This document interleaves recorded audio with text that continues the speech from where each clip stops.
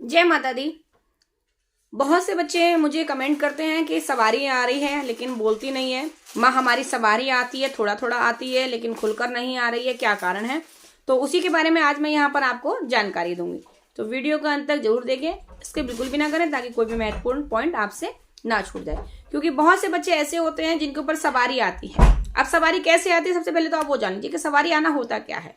क्योंकि बहुत से बच्चे क्या करते हैं कि जैसे उनके ऊपर सवारी आई, सर घुमाना ही सवारी नहीं होता है।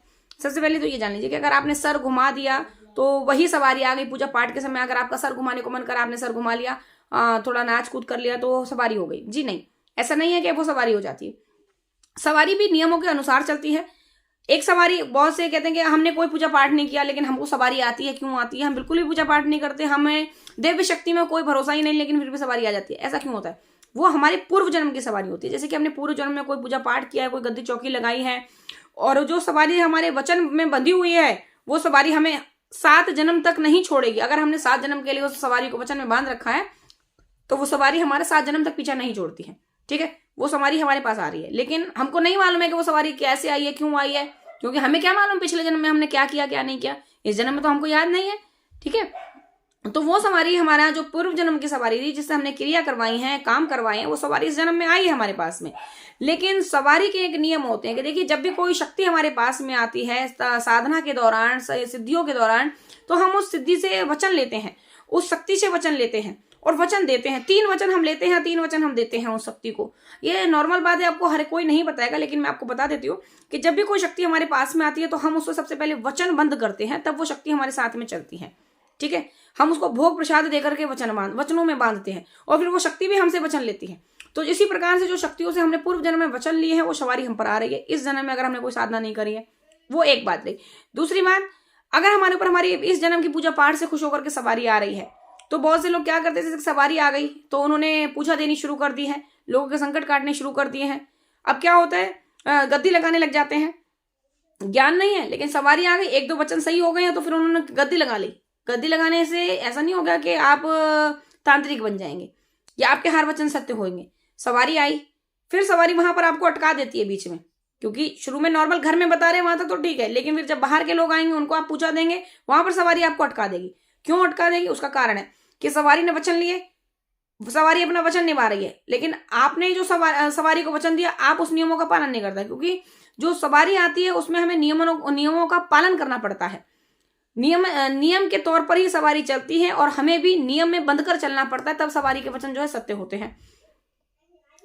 या तो फिर आपके ऊपर सवारी आ रही है, उस समय कोई ज्ञानी व्यक्ति आपके पास में बैठा हुआ हो तो वो सवारी से वचन लेगा, जिसको ज्ञान होगा आध्यात्म का, सवारी से पूछा लेने का, सवारी से बातचीत करने का ज्ञान नहीं है, उसको कैसे भोग देना है, किस प्रकार से भोग देकर के उससे पूछा लेनी है, नहीं मालूम है, तो फिर सवारी के वचन असत्य होंगे।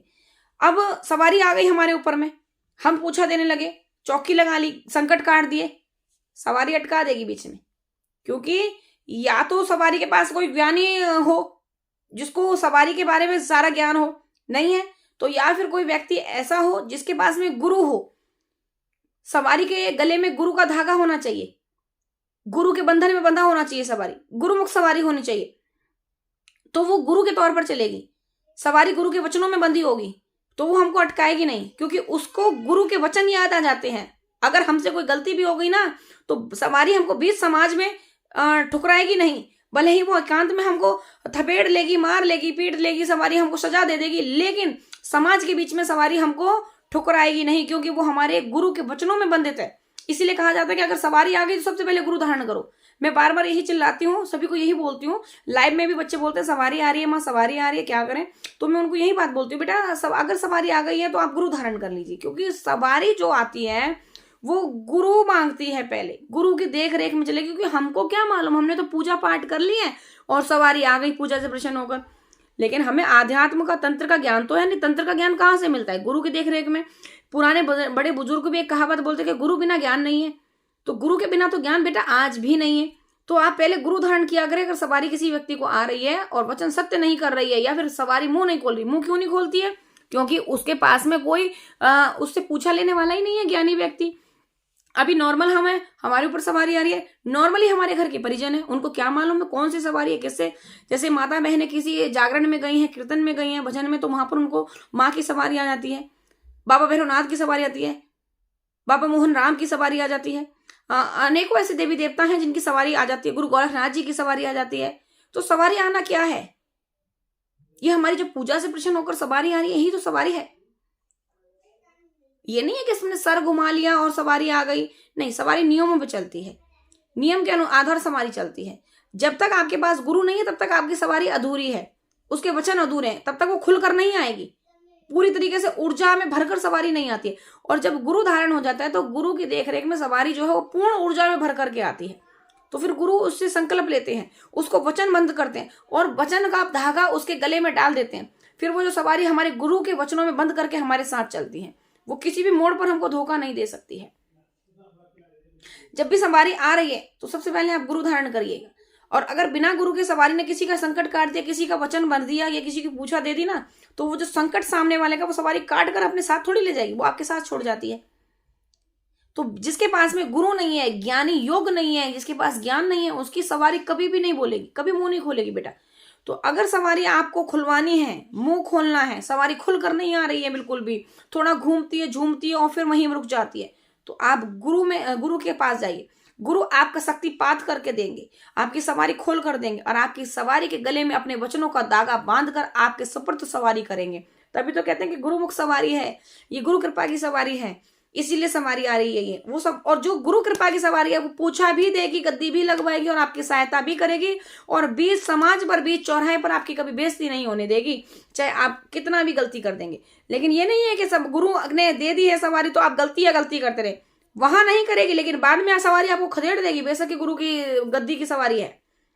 तो इसलिए अगर आपने सवारी से वचन लिया है तो सवारी को वचन दिया भी है, ये कभी ना भूले। जो वचन आपने दिया है उन वचनों के नियम, वचन सभी के लिए बराबर है, सवारी के लिए भी और सवारी वाले व्यक्ति के लिए भी, दोनों को ही अपने अपने नियमों पर चलना चाहिए और अपने वचनों का पालन करना चाहिए। तभी जो है दोनों की जो लाइन है वो एक पटरी पर चलती है। वो कहते हैं ना कि एक हाथ दे और एक हाथ ले, सवारी से ले रहे हो तो सवारी को दो भी, जो सवारी को वचन दिया है। अब सवारी गुस्सा क्यों हो जाती है, क्यों वचन झूठे कर देती है अपने? बहुत से बात होती है कि आपने वचन तो दे दिया, आप शराब भी पी लेते हैं, आप मांस भी खा लेते हैं, आप अंडे भी खा लेते हैं और आप ऐसी तामसिक क्रियाएं कर रहे हैं। आपने सवारी को वचन दिया कि हम नहीं दे रहे, आप कह रहे हैं अरे आ रही है सवारी, आएगी, अब आ गई, अब क्या लौटेगी थोड़ी ना सवारी। नहीं, अगर आपने अपने वचन तोड़ दिए तो सवारी लौट जाएगी, रुक जाएगी, वहीं पर नहीं आएगी। अगर सवारी को वचन दिया कि आप ये तामसिक क्रियाएं नहीं करेंगे, आप गलत कोई कार्य कोई नहीं करेंगे, लेकिन आपने सोचा अब तो सवारी आ गई, अब क्या सवारी जाएगी हमें छोड़कर? ऐसा नहीं है, सवारी पुनः लौट जाएगी, रुक जाएगी और आपके शरीर में तकलीफें पैदा कर देगी। इसलिए सवारी को जो वचन दिए हैं उन वचनों पर कायम रहिए, नियम से चलिए, क्योंकि अगर आप नियमों का पालन करेंगे तो सवारी भी नियम का पालन करेंगे। तो इसीलिए कहा जाता है कि सवारी अगर वचन देती है ना तो एक हाथ वचन लेती भी है। जहां आपने वचन तोड़ा तो सवारी वचन इसीलिए लेती है कि अगर आपका वचन टूटा तो वहीं वो अपने वचनों से भी मुकर जाएगी। तो अगर वीडियो अच्छा लगे और मेरे चैनल पर पहली बार आए हो तो वीडियो को लाइक कर देना और चैनल को सब्सक्राइब कर लेना और आगे शेयर भी कर देना, ताकि ऐसे ही माँ के भक्तों के पास में मेरा आध्यात्म का ये वीडियो पहुंच सके और सभी माँ के भक्तों के पास में ऐसी ही जानकारी मैं पहुंचा सकूं और आपके लिए नए नए वीडियो लाकर आपको नई नई जानकारी दे सकूं। मिलते हैं आपसे ऐसी ही और अधिक जानकारी के लिए, नई नई जानकारियों के साथ में नेक्स्ट वीडियो में। तब तक के लिए सभी को जय मां काली, हर हर महादेव। चैनल को लाइक, कमेंट और शेयर करना ना भूलें, साथ ही सब्सक्राइब भी जरूर करें। जय माता।